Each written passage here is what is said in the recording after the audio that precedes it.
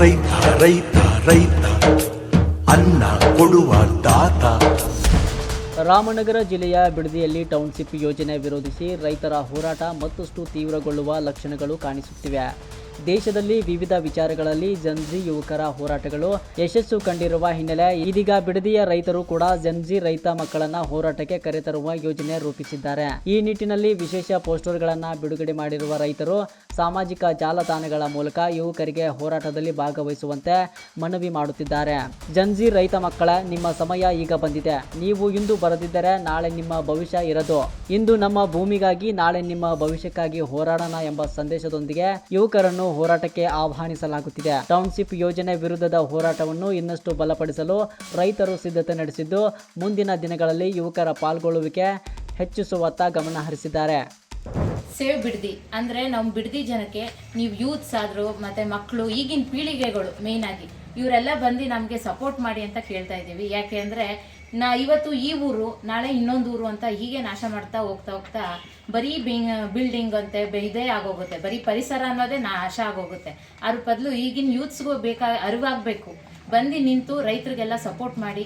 Please support the Bidadi ರೈತರು.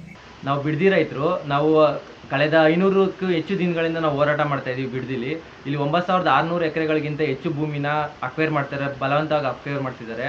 ಇಲ್ಲಿ 10 ಲಕ್ಷಕ್ಕಿಂತ ಹೆಚ್ಚು ಮರಗಳಿವೆ. ನಾವೇನು ಕೇಳ್ಕೊಳ್ಳೋದು ಅಂದರೆ, ಈಗಿನ ಯುವ ಶಕ್ತಿಗಳಲ್ಲಿ ನೀವೆಲ್ಲ ಬಂದು ನಮಗೆ ಸಪೋರ್ಟ್ ಮಾಡಬೇಕು ರೈತರುಗಳಿಗೆ. ಇಲ್ಲಿ ಎಷ್ಟೊಂದು ಜನ ಯುವ ಶಕ್ತಿಗಳು ರೈತರ ಮಕ್ಕಳುಗಳೇ ಆಗಿರ್ತೀರಾ. ಈಗ ಏನು ಅಂದರೆ ರೈತರ ಮಕ್ಕಳುಗಳು ಇಂಜಿನಿಯರ್ ಆಗ್ಬೋದು, ಡಾಕ್ಟರ್ ಆಗ್ಬೋದು, ಸೈಂಟಿಸ್ಟ್ಗಳಾಗ್ಬೋದು, ರಾಜಕಾರಣಿಗಳಾಗ್ಬೋದು. ಅದೇ ಇಂಜಿನಿಯರ್ ಮಕ್ಕಳುಗಳು, ಡಾಕ್ಟರ್ ಮಕ್ಕಳುಗಳು, ಪೊಲೀಸ್ ಮಕ್ಕಳುಗಳು ಯಾರು ರೈತರುಗಳಾಗಲ್ಲ. ಆದ್ದರಿಂದ ಈ ಏನು ಇಂಜಿನಿಯರು, ನಾವು ಡೆವಲಪರ್ಗಳು, ನಾವು ಪೊಲೀಸು ಕಾನ್ಸ್ಟೇಬಲ್ ಅಂತ ಅಂತೀರೋ, ನಿಮ್ಮನ್ನೆಲ್ಲ ಹುಟ್ಟಿಸಿರೋದು ಒಬ್ಬರು ರೈತರುಗಳೇ. ಅದಕ್ಕಾಗಿ ನಾವೇನು ಕೇಳ್ಕೊಳ್ಳೋದು ಅಂದರೆ, ಈ ಮೂಲಕ ಈ ವಿದ್ಯಾರ್ಥಿಗಳಲ್ಲಿ ನೀವು ಬರಬೇಕು, ರೈತರುಗಳಿಗೆ ಹೆಲ್ಪ್ ಮಾಡಬೇಕು. ಈಗ ದೇಶನ ಕಾಯೋದು ಯೋಧರು ಅಂತಾರೆ, ಆ ಯೋಧನಿಗೆ ಊಟ ಹಾಕೋದು ರೈತರು. ಈಗ ಸಕಲ ಜೀವಿಗಳಿಗೂ ಊಟ ಹಾಕೋದು ರೈತರುಗಳೇ. ಇದರಿಂದ ನಾವೇನು ಕೇಳೋದು ಅಂದರೆ, ಪ್ರತಿಯೊಬ್ಬರೂ ನೀವು ಬರಬೇಕು, ರೈತರುಗಳು ಸಪೋರ್ಟ್ ಮಾಡಬೇಕು, ರೈತರು ಮಕ್ಕಳುಗಳು ಬರಬೇಕು. ಈಗ ಎಂತೆಂಥ ರಾಜಕಾರಣಿಗಳನ್ನೇ ಬಗ್ಗಿಸಿದ್ದೀವಿ ನಾವು, ದೊಡ್ಡ ಪಕ್ಷಗಳೇ ಬಗ್ಗಿದೆ. ಯುವಶಕ್ತಿ ಮುಂದೆ ಯಾವ ಪಕ್ಷಗಳು ನಿಲ್ಲಲ್ಲ. ಇದರಿಂದ ನಾವೇನು ಕೇಳ್ಕೊಳ್ಳೋದು ಅಂದರೆ, ಯುವಶಕ್ತಿಗಳು ಹೆಚ್ಚಿನ ಮಟ್ಟದಲ್ಲಿ ರೈತರುಗಳು, ಬಿಡದಿ ರೈತರು ಅಂತಲ್ಲ, ಎಲ್ಲೇ ಆಗಲಿ ರೈತರುಗಳು ಎಲ್ಲೆಲ್ಲಿ ತೊಂದರೆಗಳಿದ್ದಾರೋ, ಬಲವಂತ ಭೂಸ್ವಾಧೀನ ಮಾಡ್ತಿದ್ದಾರೋ, ಅವರಿಗೆ ವ್ಯವಸಾಯ ಮಾಡೋಕ್ಕೆ ನೀರು ಕೊಡ್ತಾ ಇಲ್ವೋ, ಅಲ್ಲೆಲ್ಲನೂ ಯುವಶಕ್ತಿಗಳು ಮುಂದೆ ನಿಂತ್ಕೋಬೇಕು, ರೈತರುಗಳು ಸಪೋರ್ಟ್ ಮಾಡಬೇಕು. ರೈತರುಗಳು ಯಾವತ್ತಿದ್ರೂ ಅನ್ನ ಹಾಕೋರು, ಅವರಿಗೆ ತಿನ್ನೋ ಅನ್ನ ತಟ್ಟೆಗೆ ಮಣ್ಣಾಕೋದನ್ನ ತಡಿಬೇಕು ನಾವು.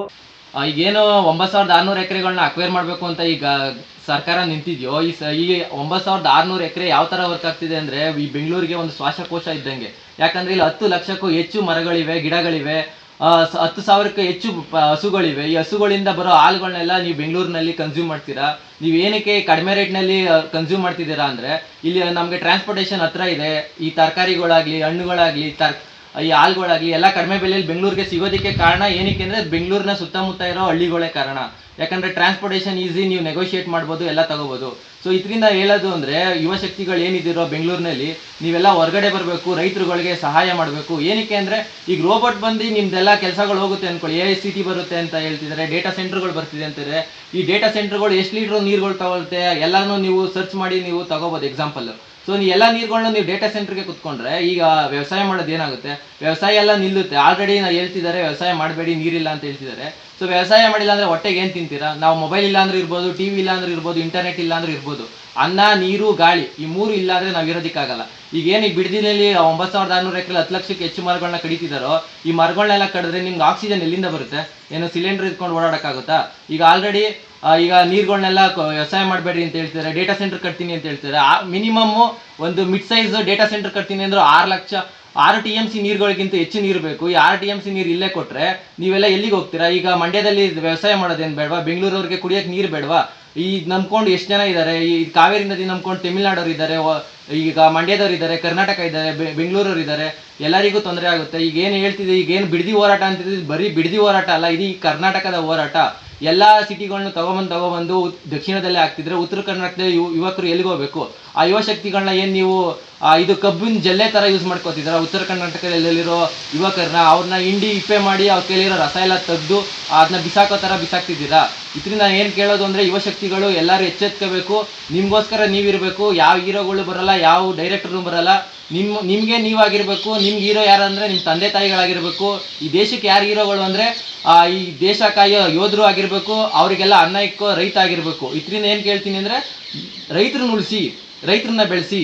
ನೀವೇನು ದುಡ್ಡು ಕಾಸು ಕೊಡಿ ಅಂತ ನಾವೇನು ಕೇಳ್ತಾ ಇಲ್ಲ. ನಿಮ್ಮನ್ನ ಸಹಾಯ ಮಾಡಿ, ನಿಮ್ಮ ಹೆಲ್ಪ್ ಮಾಡಿ, ನೀವಿರೋ ಕಡೆನೇ ನಿಮಗೆ ಒಂದು ವಾಯ್ಸ್ನ ರೈಸ್ ಮಾಡಿ, ಇತರ ವೀಡಿಯೋಸ್ಗಳು ಮಾಡಿ. ಯಾರು ಇನ್ಫ್ಲೂಯೆನ್ಸರ್ಗಳಿರೋ ನೀವೆಲ್ಲರೂ ಬಿಡದಿ ರೈತರಿಗೆ ಸಪೋರ್ಟ್ ಮಾಡೋ ಥರ ವೀಡಿಯೋಸ್ ಮಾಡಿ. ಬರೀ ಬಿಡದಿ ರೈತರು ಅಂತ ನಾನು ಹೇಳ್ತಾ ಇಲ್ಲ, ಎಲ್ಲೇ ಆಗಲಿ 3-4 ಕಡೆ ಅಕ್ವೈರ್ ಆಗ್ತಿದೆ, ಎಲ್ಲ ರೈತರುಗಳಿಗೂ ನೀವು ವೀಡಿಯೋ ಮಾಡಿ ಸಪೋರ್ಟ್ ಮಾಡಿ ಅಂತ ಕೇಳ್ಕೊತಾ ಇದ್ದೀನಿ. ಆಮೇಲೆ ಆದಷ್ಟು ಯುವ ಶಕ್ತಿಗಳು ಬಂದು ನಮಗೆ ಸಪೋರ್ಟ್ ಮಾಡಬೇಕು ಅಂತ ಕೇಳ್ಕೊತಾ ಇದ್ದೀನಿ. ನಮ್ಮ ಹತ್ರ ಯಾವುದೇ ಪಕ್ಷ ಇಲ್ಲ, ನಾವೆಲ್ಲ ಒಂದೇ ಪಕ್ಷ, ರೈತ ಸಂಘ. ರೈತರನ್ನ ಉಳಿಸಿ, ದೇಶ ಬೆಳೆಸಿ.